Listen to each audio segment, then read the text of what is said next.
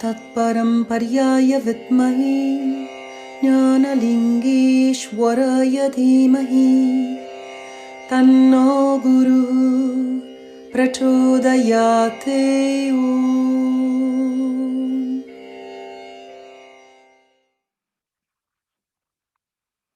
Namaste, everyone. Thank you for joining us in this new episode of Songs of the Heart, heart-to-heart conversations with the members of the Gitananda global family.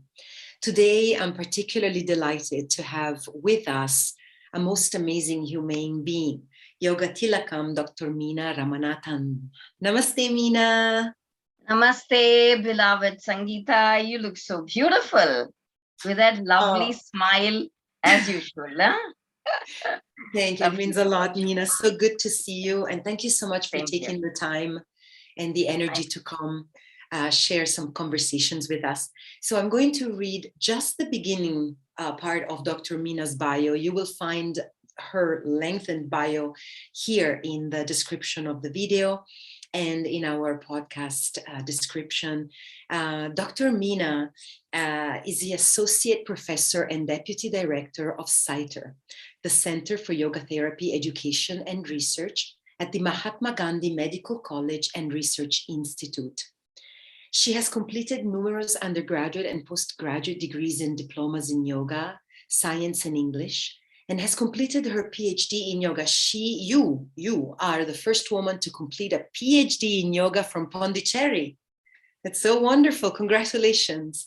And Dr. Meena is a certified yoga therapist with the International Association of Yoga Therapists in the US.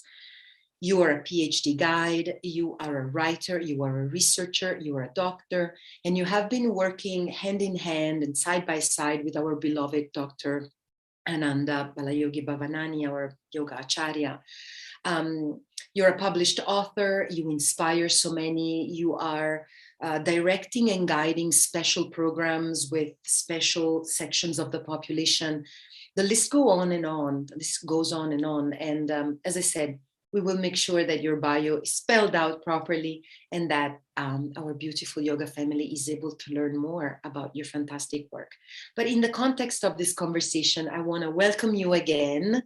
And I want to ask you, so what is your first experience? When was your first encounter, let's say, with our Gitananda yoga world and especially with the Bhavanani family? Thank you so much for reading out the bio. Just one line will do that I'm a student of Dr. Ananda's. That's it. The bio is like self-explanatory then, right? So anyway, thank you so much for being so gracious. Yes. So way back in 1999, that was my first day when I met Ammaji. And sir, I didn't meet him that time. It was Ammaji that I met. It was during their annual day program. So they were having a stage performance and it was happening. And, you know, one look at Ammaji and we got introduced and she said like, I think you have to join yoga. So that's it. And my whole life got a U-turn because I think I was looking out for something, you know, to fill the gap because my son was going to, you know, finishing school and he was going to college and there was a huge vacuum in my life. So I wanted something to look forward to.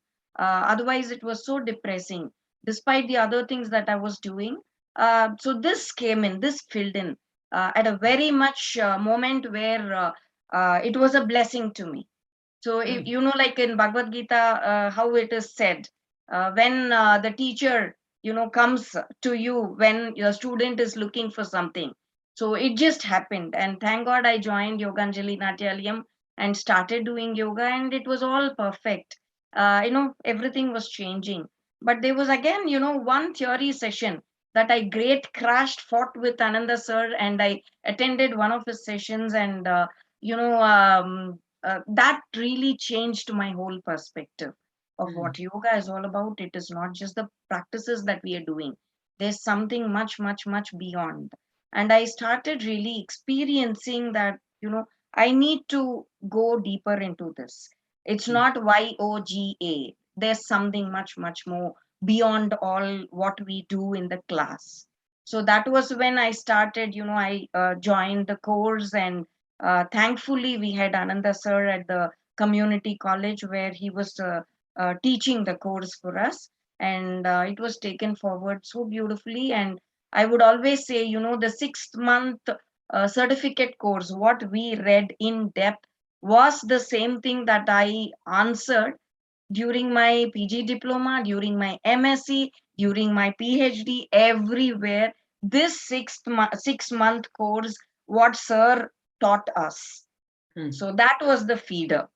And that's how, I went in and I got really interested. And more than anything, it was like I just wanted to take it forward so that it can be helpful to others, because this is something which is not only for us. The benefit one is like for us to feel, but it needs to be given. It's not, we cannot be selfish with what we hold. So that was when we decided about the other things. So that's the history. That's what. Thank you so much for taking the time to share this. And these episodes are focusing specifically on some of the practices that revolve around sound and the attention to vibratory imprints that we have with our voice. And I know that as a doctor and as a researcher, you have an extensive practice of working with the Pranava Om and the Pranava Pranayama with your clients and patients. Before we talk about your medical experience at the hospital and as a teacher, what is your experience with the Pranava Om? And did you practice mantras and Pranava Om as part of your cultural upbringing before meeting the Gitananda tradition? Yes, of course, we were doing these practices. And that is something which, to me, after observing Ananda sir, anything that we experience can be taken forward with conviction. So whatever we are taking forward is something we need to have experienced. So I would particularly like to mention, the technique where the Padottanasana, where we have the head down between the legs. So that is one technique which totally changed my, I could experience, I could see, what I was looking at. That is not the perspective. I was blaming everything. And then I started seeing there's something beyond, blaming others. So that changed. And same thing with the Brahma Mudra. The same kind of a change happened within me. The perspective changed. So that, I cannot blame everybody. I have to take the blame. Like Swamiji says, you don't have problems, you are the problem.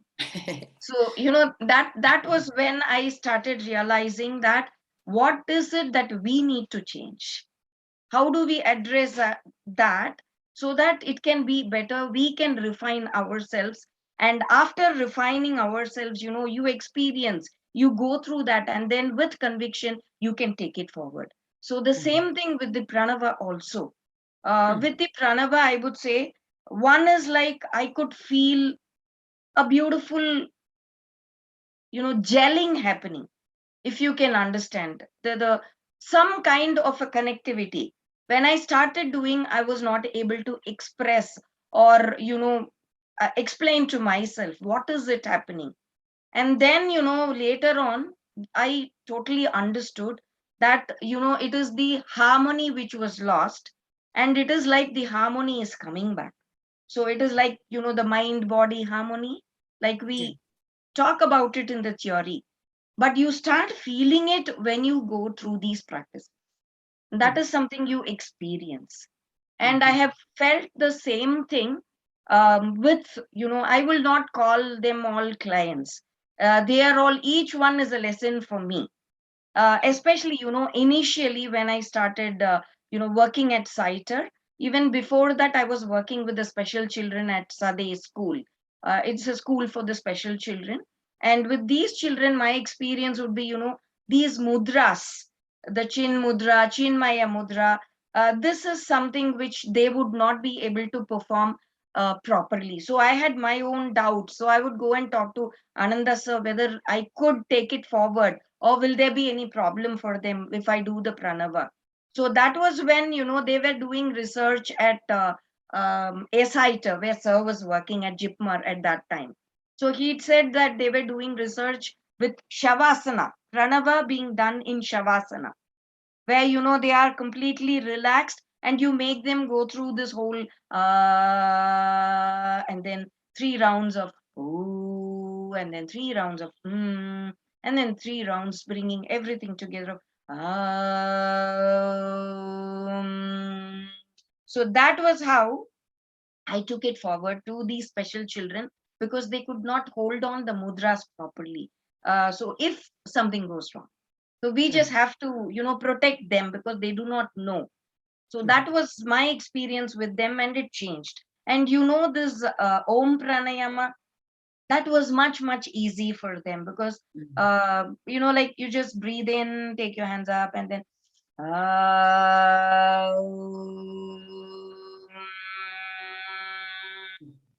this was much easier as far as the special children went.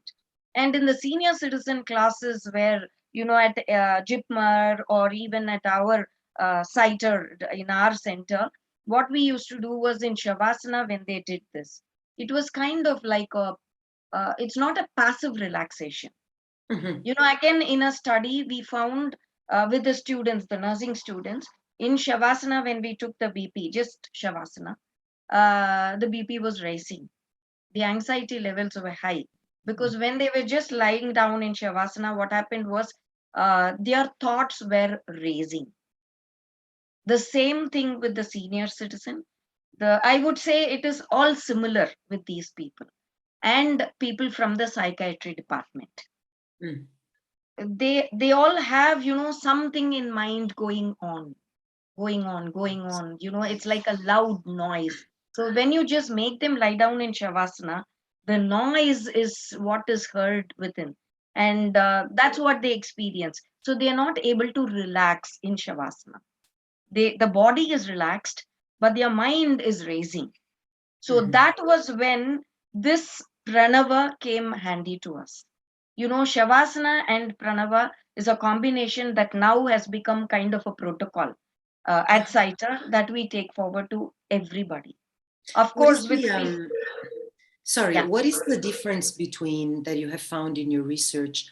The difference between then having people lie in Shavasana or sitting? Why is the protocol the Shavasana versus the sitting position? Yeah, sitting is, yes, we do the other techniques because with the mudra and all, it is in the sitting.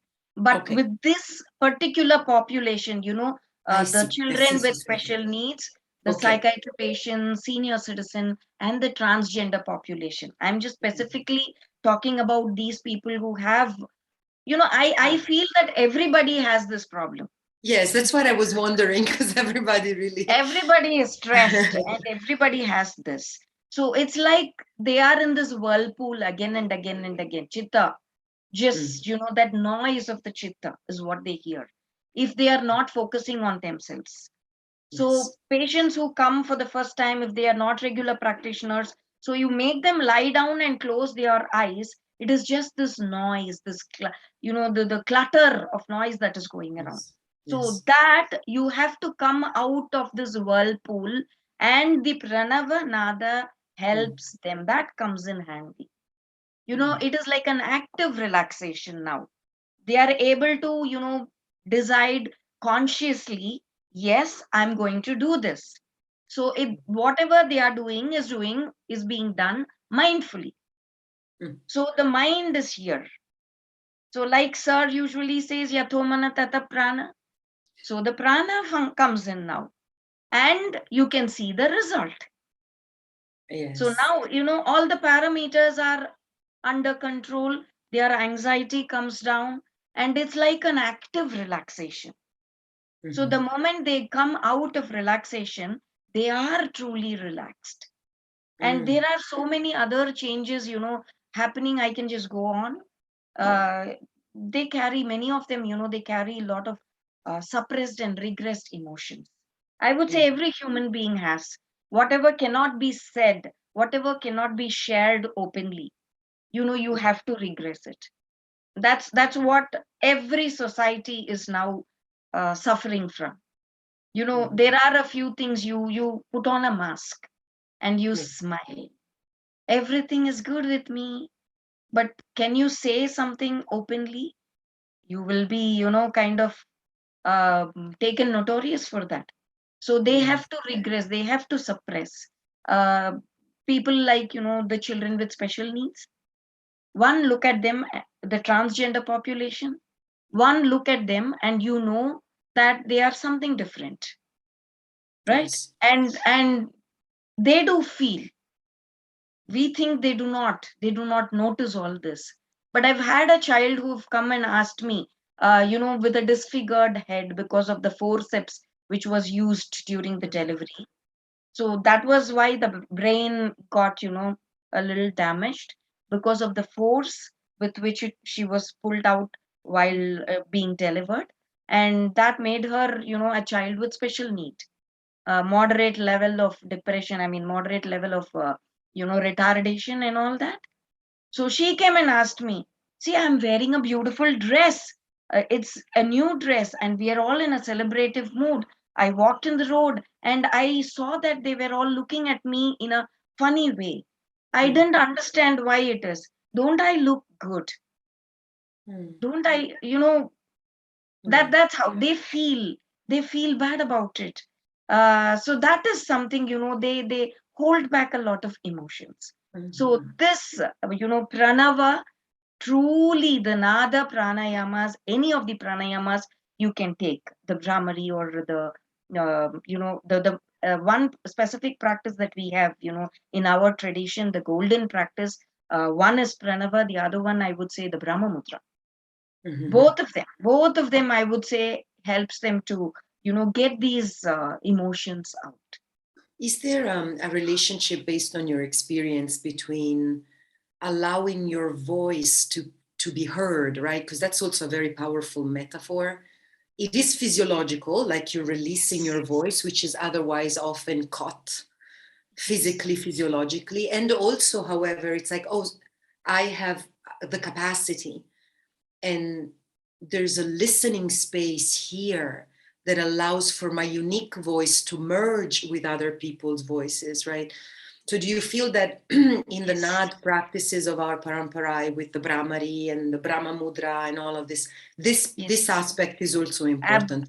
Absolutely. Thank you for pointing that out, because they are not heard. Who is there to sit and listen to them? Or who is there to, just wait for them to speak up? To care. Their voice is more, who cares? Their voice is more swallowed. It's like they cannot express. So this, when we make them do this, you must see the class, the senior citizen class, or I'm focusing more on these specialized populations because my experience, I would say, goes more with them and I can speak up for them. So, they feel as if they are being heard. I have a listener here. And, I could say a patient from the psychiatry, if I can share this. Yeah, sure, of course. Yeah, of course. a patient from psychiatry, the initial success stories of CYTER. He was, one of the husbands of a nurse who was working right next to us. Our department, our center had just started, and we were looking forward to have patients. And he was admitted with alcohol dependency syndrome in the psychiatry ward. So, like once the morning rounds are all done at 9 o'clock, they are just lying in the bed the whole day till the doctors come in the evening. So they are kind of drugged to sleep, or, all these drugs that they are given, antidepressants or whatever, the anti-dependency drugs, whatever it is, just makes them drowsy, but their thoughts are racing. So she brought him here. One of the person, she brought him. She said, like, he's just lying idle. I can see that he is not well. So can you do something in yoga?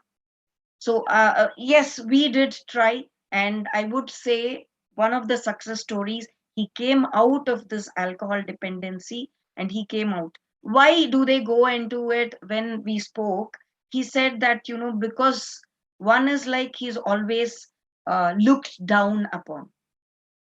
in the society. His mother was dominating over him. His wife is dominating over him. So he cannot really speak up. So what is the escape? They go into this. Alcohol, he thought, was the escape. But then he understood. But this, like you said, the voicing, when he is, able to use his voice, when he is doing this, you should see how loud he gave it.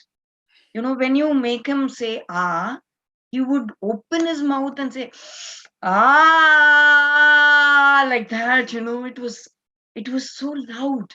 And we did let him do it because he was getting something out. And you would not believe it, in 3-4 days he was much better, that he got discharged, and he recommended this to his peer group. All alcohol dependents, they all came in for yoga. So he could promote yoga into all these groups, saying that I felt better, I came out of this. There was some connectivity that was built, Special, like so special. which I experienced when I did these practices. I could see that, yes, they are, that something which is disconnected, something which is not okay, now is like they are able to get that connectivity back with themselves, and they are able to look at themselves with a lot of respect. That's a very beautiful sharing. Thank you so much, Dr. Meena. Yeah, thank you. This concept of respect and self-care, these are a little bit of buzzwords now, right? Self-care, which, I mean, they're important, of course, but to be able to achieve them in a systematic way that is, codified by Swami Gitananda and Dr. Sir, and then your whole team, because as you said, you have created a protocol that has been safely tested and monitored and truly made whole. So for the viewers of this, or the listeners of this episode, we will make sure to share CYTER's website, so that if other people are looking for models, they can definitely refer to the work that you're doing there with Dr. Acharya, or Acharya Dr. Nanda. And the Balayogi other Bhavan. thing, I'm sorry. The other thing with the pranava, people with, arthritis, the Yes. rheumatoid arthritis, they have a lot of problem with these small joints. So they'll Yes. not be able to, bend the fingers properly. But with Yes. regular practice of pranava, with the mudras, what we have, the hasta mudras, we Yes. found that, it is improving, especially with the senior population. They have this problem, especially in the winter times, a lot Yes. of, the finger stiffness and all. So with the pranava, with all these mudras, that is again being addressed. So it hurts when they do this, but the hurting, again, the mind is taken there. With the pranava nada, there's a beautiful healing that is promoted, and in due course, even the fingers are working better. We find that, the arthritic issues are coming down in elderly. Thank you for One saying that. It's so one important. particular woman, but she shared her experience, who was very much with disfigured fingers because of the arthritis. She could, she used to dress so well, but now to pin her sari, she needed somebody's help. Little things. But, after this pranava, very particularly, she felt that she's able to pin her own sari. And the day she did it, she came and showed me, saying that I feel that it is the magic of the practices in general, but this particular practice, because she felt that, there's something happening again, which is inexplicable while at that moment. But retrospectively thinking, we can bring all these things together, and we can make up, put all the pieces together and make the whole figure there, the structure there. Yes, So like a puzzle, that's, like a puzzle. yeah, like a puzzle. So Yeah. that's So that's beautiful. something. Yes. As I figured before we started conversing, we will need more than one episode, Dr. Meena, because we're just beginning here. At the same time, I am mindful and respectful of your time. So I have one more question for you, which is that you are a practitioner, you are a researcher, you're a doctor, you're a teacher, you're also a wife, a mother, grandmother. And I know that some of our members of our Gitananda family and worldwide, they sometimes wonder, how can I do all of this? Sometimes some of us feel overwhelmed. If I do my research work well, I am not going to be able to be a good family member. If I take care of family, I'm going to fall behind on my professional work and all of that. I am positive that you have swings like all of us because you're a humane being. At the same time, is there advice or encouragement that you may want to share with us on how you manage? What keeps you moving? What keeps you balanced? How do you manage to wear all of these amazing hats, as they say, right? And keep this beautiful pranic glow that you have. What's your I would secret? say yoga. The conviction that I personally carry, the changes that it has brought in me, and the self change that it brought in me, I could see that there was other things changing around me also.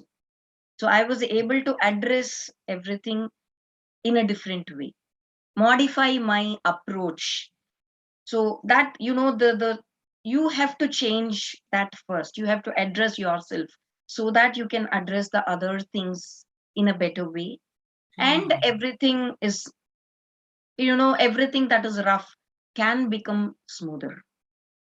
So I would say, because I could change myself, I could see myself in a different way, of course, only because of yoga.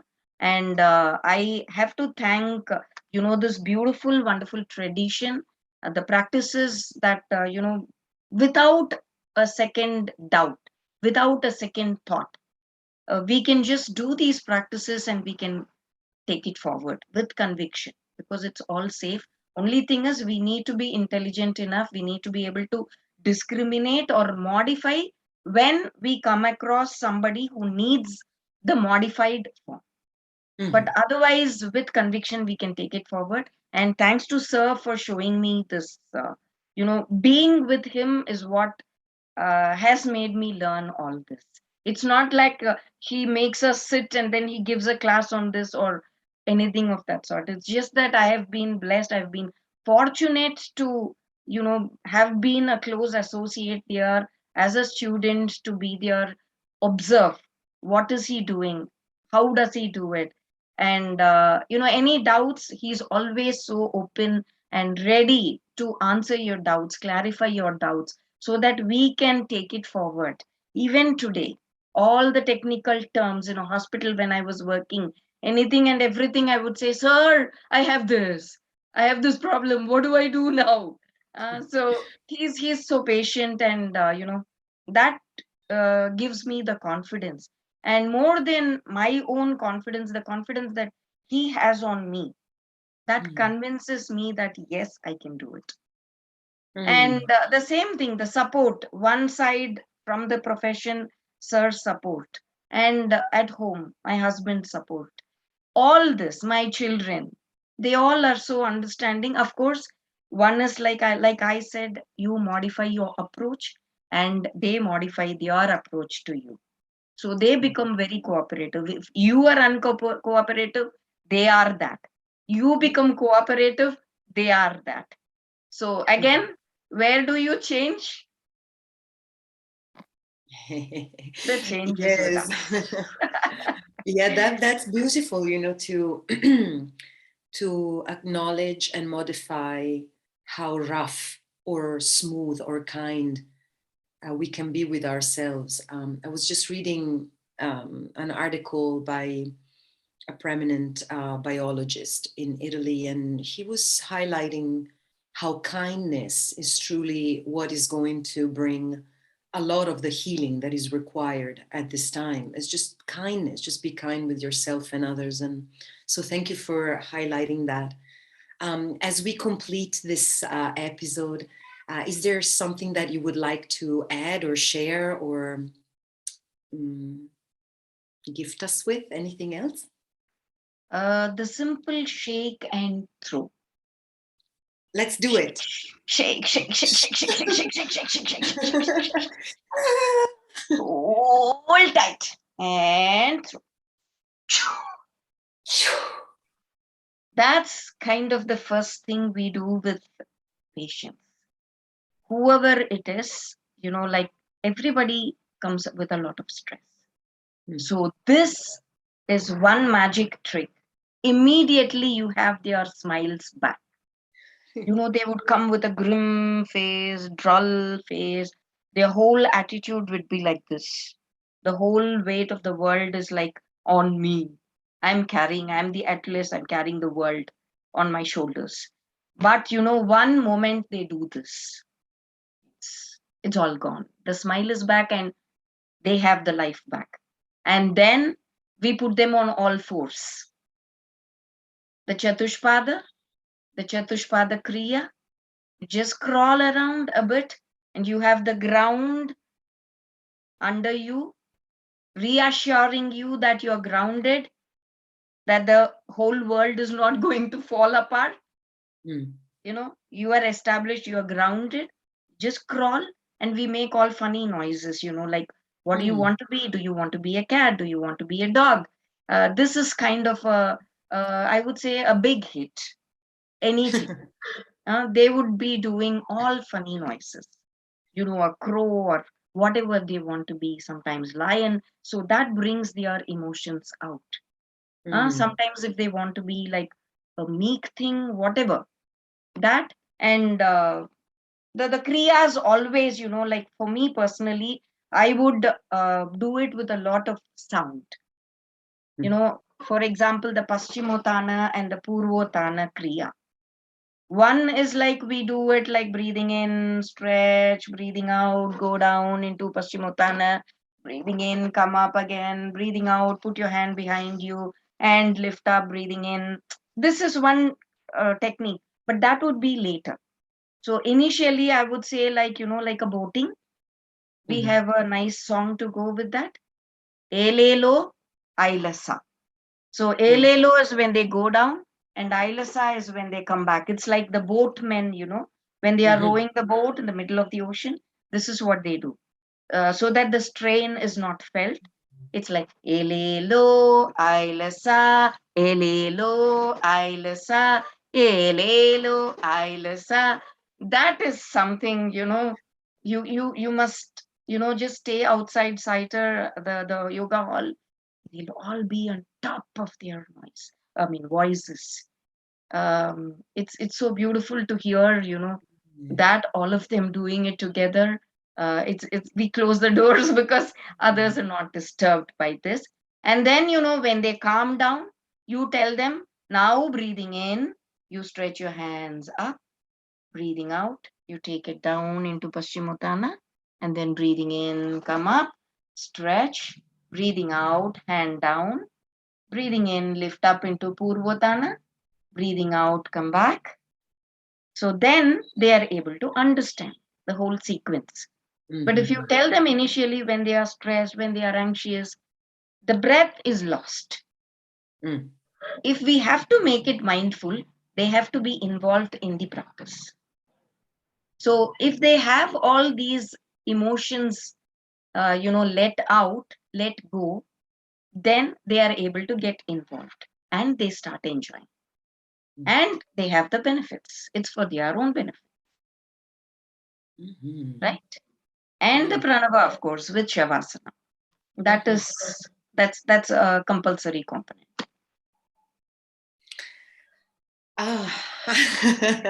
And the oxygen levels now with pranava, we had a study in the COVID times. we found that only Pranava Pranayama, immediate effects. 3 rounds of Ah, 3 rounds of U, 3 rounds of and 3 rounds of Aum with the respective mudras. All this, it's just a matter of 7 minutes, 6 or 7 minutes at most. And, somebody giving instructions so that it is all standard. And we found that, we measured the oxygen and the pulse rate before and immediately after. We had a standard, measurements and all that. I'll share it with you as a paper soon. And we found that the oxygen levels were getting improved with pranava. The other one was quiet sitting. So you have to have a control to establish the efficacy of pranava. Otherwise, they would say you did this and it was effective. So the other technique that we intervention was quiet sitting. So we had it on 2 different days. One day, randomized, shuffled up. It was not a regular pattern. So one patient who comes in, like a normal volunteer, one day they would do this, one day they would do that. 10 minutes of quiet sitting, 10 minutes of pranava. So alternately, somebody who comes the next day, they would do it, and the next day they would cross over. So both techniques was done, and both techniques pre and post, these parameters were measured. Oxygen levels and heart rate was measured. We found that the heart rate was coming down in both, with the quiet sitting as well as with pranava. But the oxygen levels were going up with pranava, and it was coming down slightly with the quiet sitting. Though not significantly lower, it was coming down. But with pranava, it was improving significantly. So pranava has a magic. It is, again, I'm telling you, not a carried over effect or anything. It's the immediate effect. You have the answer right in, within a matter of 10 minutes. And I'm sure everybody can afford 10 minutes. Yes, and then on top of all of that, I mean, if that is the magical basic, right? On top of all of that, you can then introduce the person to the beautiful spiritual, cultural meaning, so there's so much there that is beneficial, and it's a shower of boons that keeps giving. So thank you so much. We look forward to connecting with you again, and to, as soon as your research paper is public, we can include the link to that in the video later, and we'll make sure to. I'll make sure to be in touch with you about your research, and perhaps organize a separate call at that point. Yes. Because these are very, very important. Thank you so much for taking the time, the energy, the focus to be with us in this conversation. It means so much. Thank you so much, dear lovely Sangeeta, because, there are so many things which you want to share with others, and, just to make, understand that these are simple techniques, but the benefits are immense. So how do you give it out? How do you go and tell them? So thank you for giving me this opportunity to be, we need a platform to share. So thank you for enabling me, with this platform, to be sharing a few of my experiences. But gratitude to this parampara, gratitude to Ananda sir, personally, because without him, I am nowhere. So whatever I am today, it's, because of him.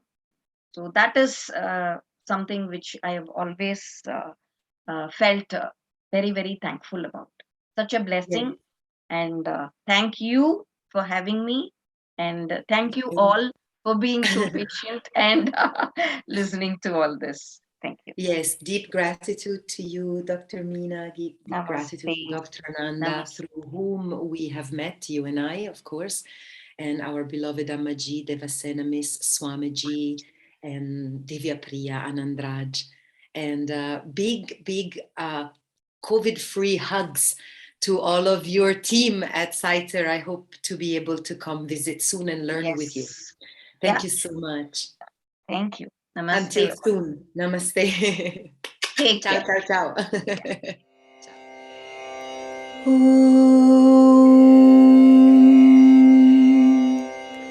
Loka samasta sukhinu bhavantu sarve janaha sukhinu bhavantu Om Shanti Shanti